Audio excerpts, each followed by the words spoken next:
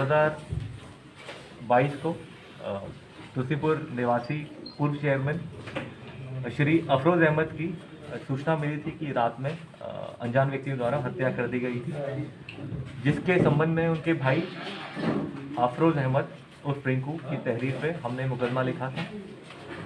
मुकदमा लिखने के बाद हमने पुलिस की टीम लगाई और करीबन 10 टीमों का गठन किया था, जिसमें 3 हमारे सीओ साहब लोग भी थे और इसकी मुख्य प्रवेशन अधिकारी हमारी एडिशनल एसपी नम्रता श्रीवास्तव रही हैं।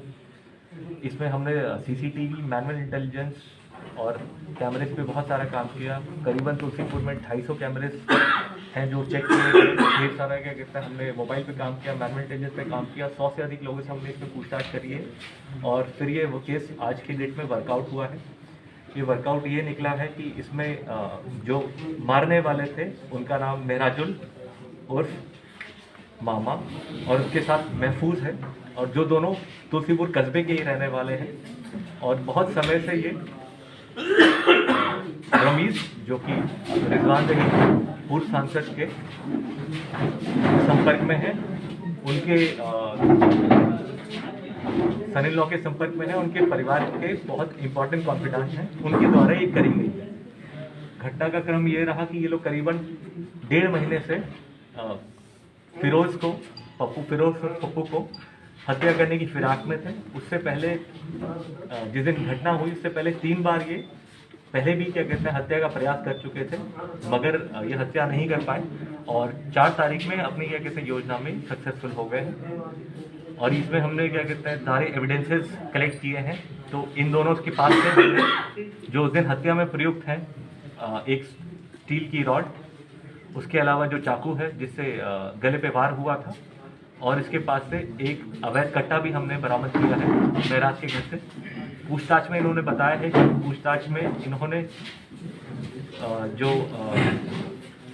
ये रमीज हैं और सांसद हैं, इन लोग का इन्वॉल्वमेंट बताया है। और यही बताया है कि जो धीरे धीरे जो पूर्व चेयरमैन का कद बढ़ रहा था और समाजवादी पार्टी की तुलसीपुर सीट के लिए टिकट की उनकी प्रबलता थी वो बढ़ती जा रही थी, और इस संबंध में वो चाहते थे कि जो सीट है वो इन्हीं के परिवार में रहे और बाहर ना जाए। मगर धीरे धीरे इनको लग रहा था कहीं सीट उनके हाथ से ना निकल जाए, और इनकी प्लानिंग 1.5 महीने पहले प्लानिंग बनी थी।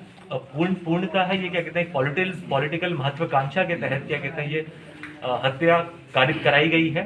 और ये इंटर पार्टी डिस्प्यूट कह लें या कहते हैं आप उसको एक ईगो की लड़ाई कह लें, एक जो बाहुबली ये महपूर से रहे हैं तो उसको ये साबित करने के लिए ये कहते हैं अपना ईगो सेटिस्फाई करने के लिए ये घटना कारित की गई है।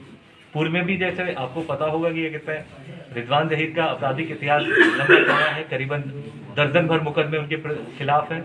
रमीज और रिजवान जहीर के खिलाफ हमने इस साल पिछले साल भी जो पंचायत चुनाव था उसमें उनके खिलाफ कार्रवाई की गई थी। घटना पोस्ट पोल वायलेंस में इनके द्वारा क्या कहते हैं घटना कारित हुई थी और उनके ऊपर क्या कहते हैं NSA भी लगाया गया था, और ये सब कार्रवाई हुई है। ये घटना अब शीशे की तरह साफ है। इसमें जो जेल जा रहे हैं वो इनके परिवार के 3 सदस्य हैं, ज़ेबा रिजवान जहीर, रमीज, उसके अलावा क्या कहते हैं जो इनके बीच में जो इंटरमीडिएटरी रहा है जो इनके कोठी पे ही काम करता था शकील, वो है। और जो घटना जिन्होंने मुख्य कारित करी है महराज और महफूज, ये जेल जा रहे हैं, इनके पास से बरामदगी है और ये घटना इस तरह सफल वर्कआउट है।